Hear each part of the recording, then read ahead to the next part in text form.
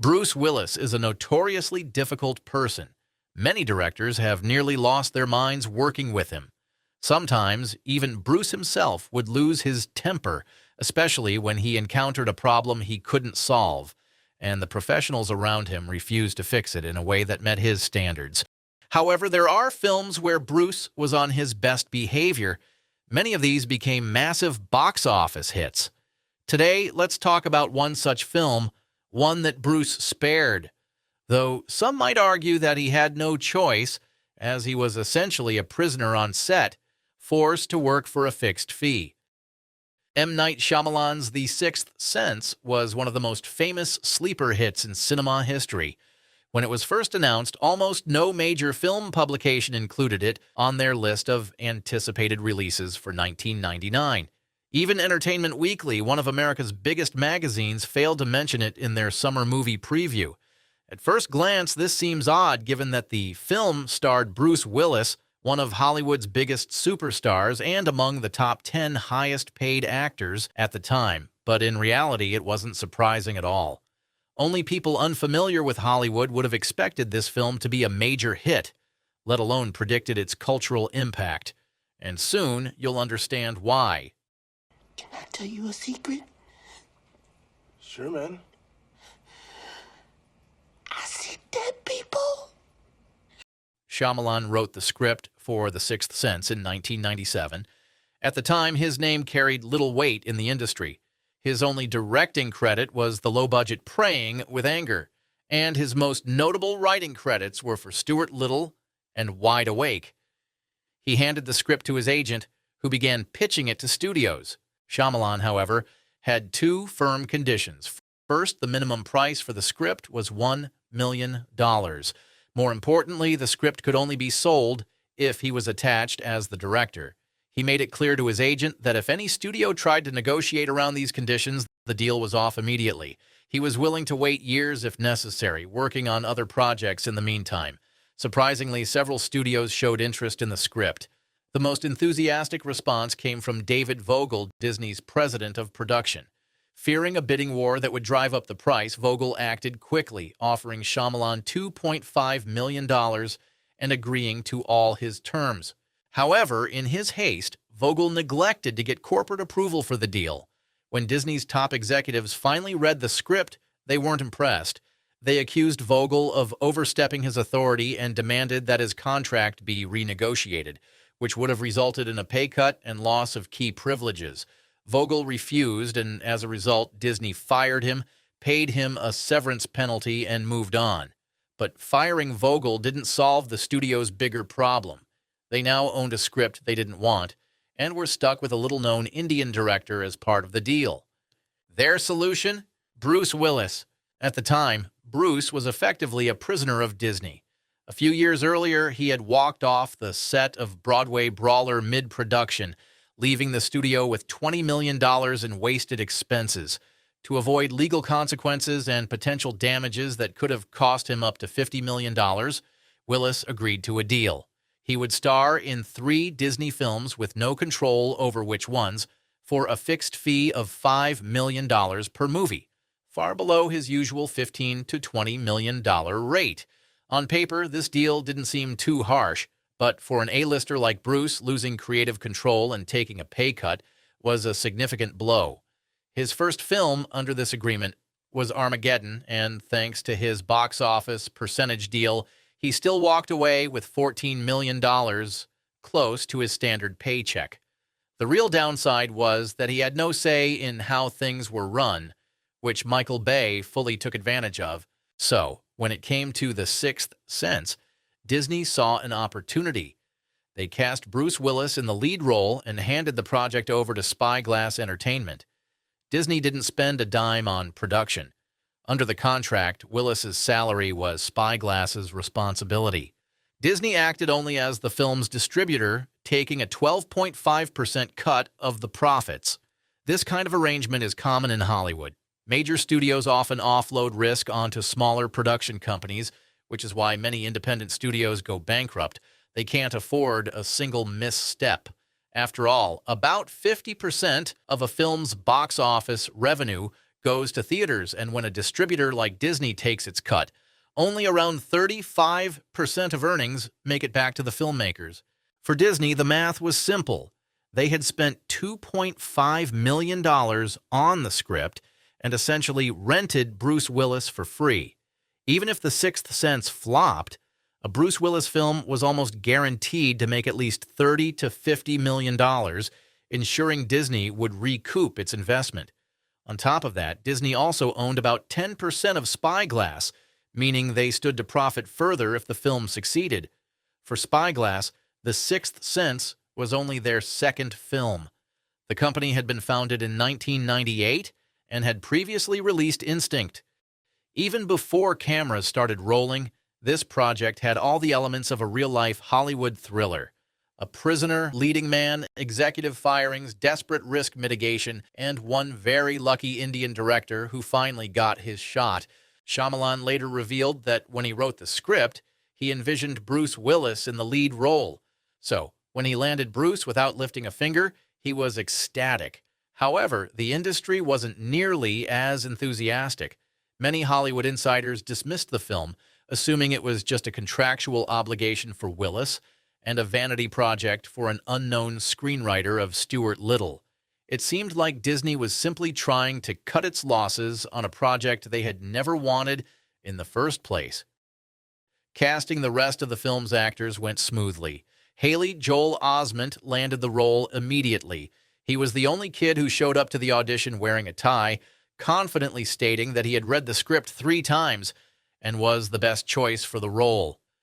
Maybe he was right, especially considering that before Osment, Michael Cera auditioned. But Cera hadn't even finished reading the script. Instead, he made faces and cracked jokes, assuming that would impress the producers. Toni Collette, who played Osment's mother, initially auditioned for Martin Scorsese's Bringing Out the Dead. She hadn't planned to try out for The Sixth Sense, but after failing to land the Scorsese role, she decided to take a chance with Shyamalan.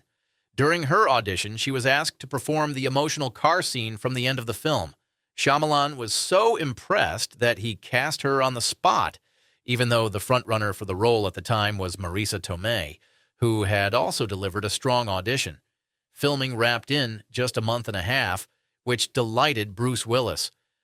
Later in his career, he would often spend only 2 or 3 days on set per film. But at that time, 45 days felt like a vacation. Despite his reputation for being difficult, production on The Sixth Sense went smoothly. In fact, Willis often threw parties for the cast and crew. Both the actors and Shyamalan repeatedly stated how much they enjoyed working with him. He and Shyamalan got along so well that Willis immediately agreed to star in the director's next film, Unbreakable. One of the filmmaker's biggest concerns was whether the movie would receive a PG-13 rating. Even though it contained no violence or profanity, they worried that its eerie atmosphere might push it into R-rated territory. Some producers even considered cutting scenes to avoid that risk. Ultimately, they decided to submit what they believed was the scariest version of the film to the rating board. To their surprise, it was approved with a PG-13 rating without any cuts. Despite strong test screenings, the filmmakers feared the movie would fail just before its release. The reason? One of the biggest surprise hits of 1999 was The Blair Witch Project. But back in 1998, when the studio set The Sixth Sense's release date, no one had even heard of The Blair Witch Project. As a result, The Sixth Sense was scheduled to open just 3 weeks after Blair Witch, and only a week after its wide release. A week before The Sixth Sense hit theaters, The Blair Witch Project had already earned $30 million in the U.S., despite playing on only 1,000 screens. Meanwhile, The Sixth Sense was set to launch on 2,000 screens. By then, the studio had lost confidence and many assumed the film was doomed. But then, something unexpected happened. The Sixth Sense debuted with $26 million on its opening weekend, dethroning The Blair Witch Project, which had earned $24 million in its second week of wide release. What happened next became known as the Sixth Sense effect. Audiences kept coming back for second viewings. Some believe this was because viewers couldn't figure out how they had been tricked. Many films with twist endings include obvious clues, but in The Sixth Sense, the hints were so subtle that most people missed them. In fact, producer Frank Marshall had suggested removing some of these clues during editing, thinking they were too obvious. But Shyamalan insisted they stay. As a result, audiences were thrilled to discover the hidden details upon rewatching the film. The Sixth Sense remained at #1 for 5 weeks and stayed in the U.S. box office top 10 for nearly 4 months. With a production budget of $40 million, it grossed $672 million worldwide, making it the second highest-grossing film of the year, surpassed only by Star Wars: The Phantom Menace. Ironically, the Blair Witch Project, which the filmmakers had feared so much, ended up finishing in 14th place for 1999. But The Sixth Sense's success didn't stop there. When it was released on home video, it shattered records. In 2000, it became the best-selling VHS and DVD title of the year, and its DVD became the most rented in history. In the U.S. alone, The Sixth Sense was rented over 80 million times. It's impossible to calculate exactly how much revenue VHS and DVD rentals brought in. At the time, there were 28,000 video rental stores in the U.S., plus rental sections in countless supermarkets. Rental prices varied. Some charged $1 to $3 per night, while others offered monthly subscription services. One thing is certain, the numbers were enormous, as was the revenue. Yet, despite The Sixth Sense becoming a massive hit, Disney never fully capitalized on it. They had dismissed the project as a risky investment and had only begrudgingly included Bruce Willis. Willis, however, walked away with another $14 million, thanks to his percentage of the box office. Even though he had been a prisoner on 2 films, he didn't suffer financially. In fact, his other 1999 film, The Story of Us, paid him just $10 million and was a box office failure. After 2 back-to-back hits, Disney revised its contract with Willis. His lawyers apparently convinced the studio that he had fulfilled his obligations and deserved more creative control and a bigger paycheck. By his third and final film under the agreement, The Kid, he was paid $20 million up front. Ironically, that film flopped at the box office. It's also worth noting that The Kid was the first of Willis's 3 Disney films to be produced directly by Walt Disney Pictures. Armageddon had been made under Disney's Touchstone Pictures, while The Sixth Sense was produced by another Disney subsidiary, Hollywood Pictures. As for Shyamalan, he wasn't left behind. His next film, Unbreakable, earned him a $10 million payday. However, the director later admitted that he sometimes regrets making The Sixth Sense so early in his career.